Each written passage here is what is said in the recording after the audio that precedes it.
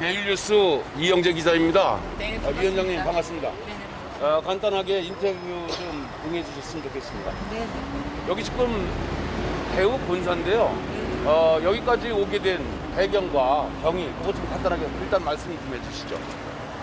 저희가 인천 서구 가정동에 로원시티 주상 3블럭 신축 공사를 하는 과정에서 대우건설이 지역 주민들한테 사전에 설명회나 공청회가 없었어요. 어느 날 갑자기 다이너마이트 발파를 무려 공식적인 기간만 7개월 넘게 발파를 했거든요.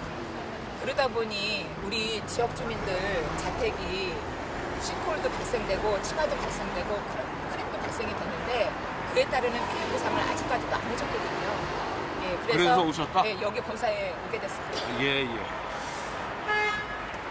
지금 공사 기간이 아까 말씀하실 때 들으니까 3년 정도 걸렸다고 하는데요. 그동안에는 어떤 피해 보상에 대해서 대우 측과 협상한 적은 없었나요? 협상 많이 했죠. 예, 저희가 투쟁을 할 때는 투쟁하지만 또 회의석상에서 협상할 때는 또 협상을 했고요. 아까도 말씀드린 것처럼 심태훈 소장님, 일대 소장님께서는 그래도 협상을 하는 과정에서 견적을 내라고 하셨거든요. 그래서 정말로 그때 너무나 기뻤어요, 솔직히. 근데 갑자기 그렇게 어떤 그 심태훈 소장님은 그래도 회의할 때 저희 단체를 인정을 하셨고 그래도 투쟁도 했지만 또 협상이 또 잘 됐으니까 근데 어느 날 갑자기 그 심태훈 소장님을 다른 쪽으로 발령을 내신 거예요. 그러면서 다시 또 원점으로 갔죠. 네. 그러니까 협상이 진전되다가 네네. 소장을 바꿈으로써 진전이 된 게 없고 그렇죠. 다시 원위치가 됐다. 예. 그런 말씀을 하셨네요. 네네.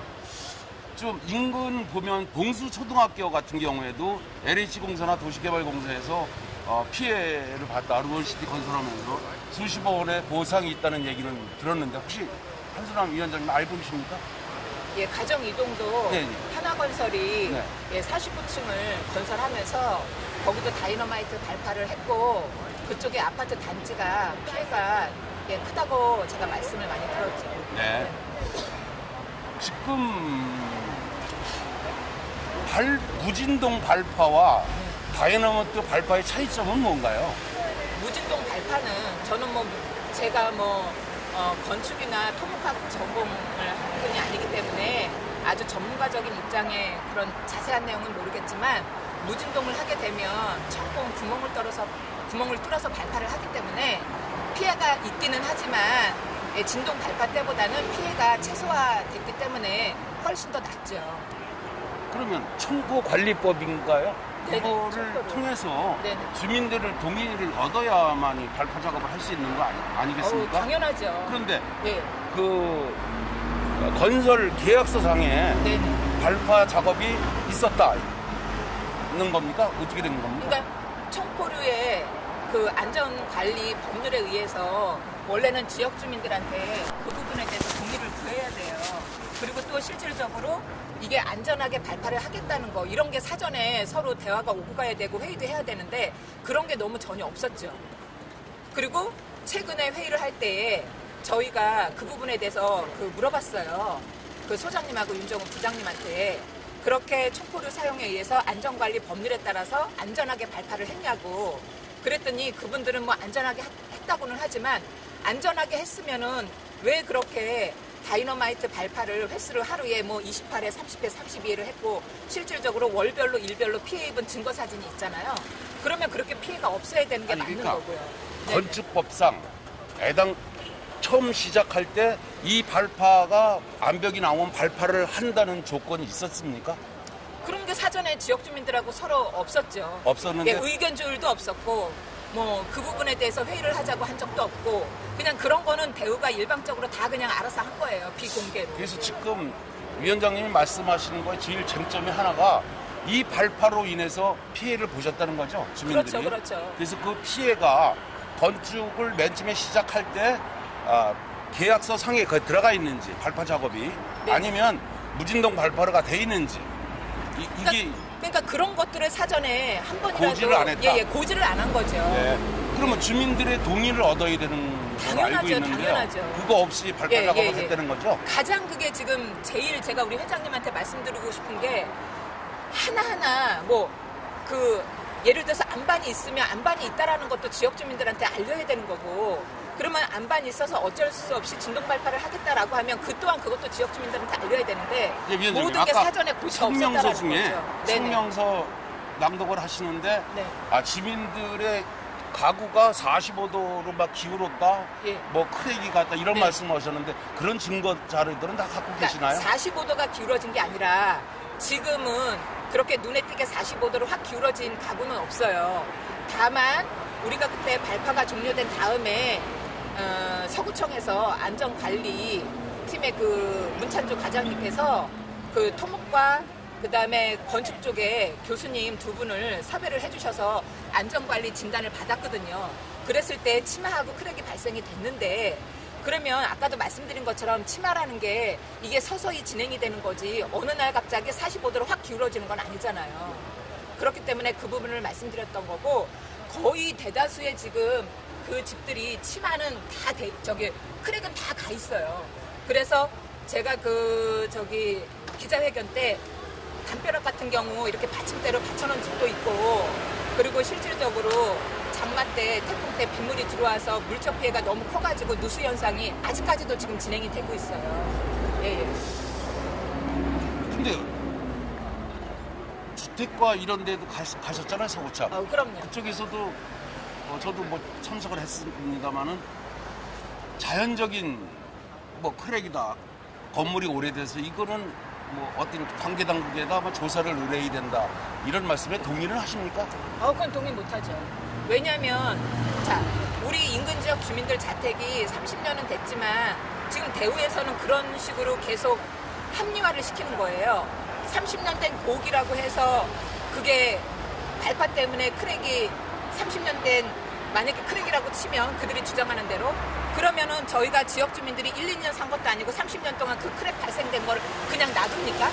말이 안 되잖아요. 살면서 월세를 주기 위해서 크랙이 발생이 됐다라고 하면 그 부분을 반드시 피해 복구를 하면서 수리를 해서 월세를 들여서 세를 받아서 생활비로 쓰시는 건데, 그거는 도저히 납득이 안 되는 거죠. 네. 어느 집주인이 크랙이 갔는데 그거를 매일같이 눈 뜨면 보는데 그거를 피해 복구를 안 하고 그냥 방치를 하겠습니까? 그때 당시에 발파 작업이 끝나고 났을 때 주민들을 대우 측에서 영향이 어디까지 미칠 것이다 라는 얘기는 있었습니까? 네네. 제가 배치도를 뭐 주택가 과장님한테도 보여드렸고, 뭐 의원님들한테도 보여드렸고, 기자회견 때도 기자님들한테도 보여드렸는데, 현장에 계신 소장님이나 윤부장님은 하약을 심어놓은 위치로부터 한 50m 이내까지는 좀 진동에 대한 영향이 미칠 거라고 생각을 했나 봐요. 근데 실질적으로 그 기자님도 아시다시피 우리가 톱질을 하더라도 그게 어떻게 진동이 그 거리까지만 미치나요? 나무를 베더라도 우리가 톱으로 베면은 진동이 끝까지 가잖아요.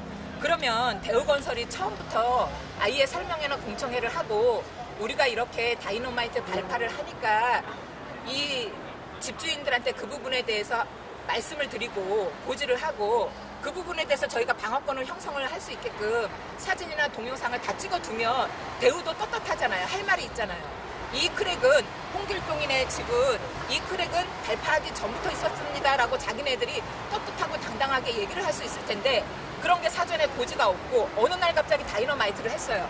그래놓고 이 크랙은 예전부터 있었다라고 이런 식으로 합리화하는 거는 정당화하는 건 이거는 있을 수가 없다라는 거죠. 그러면 발파 작업 끝나고 대우 측에서 나와서 조사를 한 적이 있나요?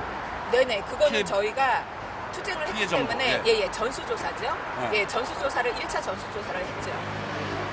그런데 그 전수조사 내용과 위원장님 측에서 내용이 판이하게 틀리다, 그런 말씀이시죠? 판이하게 틀린 게 아니라 전수조사한 자료를 저희 측에다가 제공을 안 하고 대우가 가지고 있어요. 그래요? 뭐 스케치를 하고 사진을 찍었는데 그 전수조사한 자료를 내놓지를 않는 거예요. 대우가 가지고 있는 거예요. 그것 때문에 이제 집회도 하고, 그럼 아까 요구 내용 중에 그런 내용이 있었네요. 그렇죠. 그런 것도 있는 거죠. 근데 이제 전수조사는 전수조사대로 하면서 제일 중요한 거는 뭐냐면, 이렇게 물적 피해를 입었잖아요. 그렇죠? 그러면 그 물적 피해 입은 거를 손해 배상 보상을 해줘야 되는 게 마땅한 거잖아요.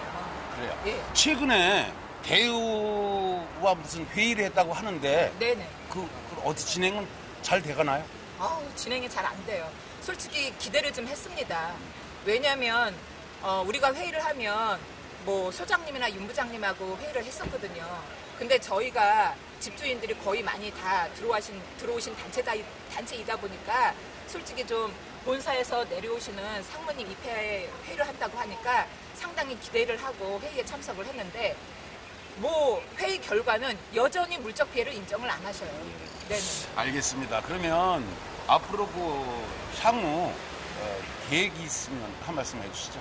저희는 이 피해 보상이 이루어질 때까지 저희가 기자회견도 하고 집회도 하고 또 만약에 집회를 할 수 없는 그런 뭐 시간이 주어진다라고 하면 뭐 2인 1조, 3인 1조 그런 식으로 로테이션으로 계속 저희는 여기 본사에 올라와서 저희는 시위를 할 겁니다. 네. 네네. 알겠습니다. 고맙습니다. 인터뷰에 응해주셔서 고맙고요. 네네.